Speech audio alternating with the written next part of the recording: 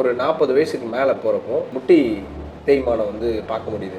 எலும்பு வந்து பார்த்தீங்கன்னா வீக்காக இருக்கிறது பார்க்கணும். ஸோ அவங்கெல்லாம் வந்து ஒரு ½ அன் ஹவர் வாக் எடுத்தாலே போதும் அவங்களுக்கு. அதுவே அவங்களுக்கு வந்து அட்வைசபிள் கிடையாது அப்படின்னு இருக்கிறப்போ ஒரு 2 hours நடந்துடுறாங்க. ஸோ அவங்களுக்கு வந்து பார்த்தீங்கன்னா டாக்டர் ஒரு ஸ்டேஜுக்கு மேலே டாக்டர் நீங்கள் இதுக்கு மேலே நடக்கவே கூடாதுன்றாரு. அதாவது நம்ம வாக்கிங் ஏதோ ஒரு உறுப்புமே வந்து அதிகமாக பயன்படுத்தாமல் இருந்தால் என்ன ஆகும்? சேரணும்.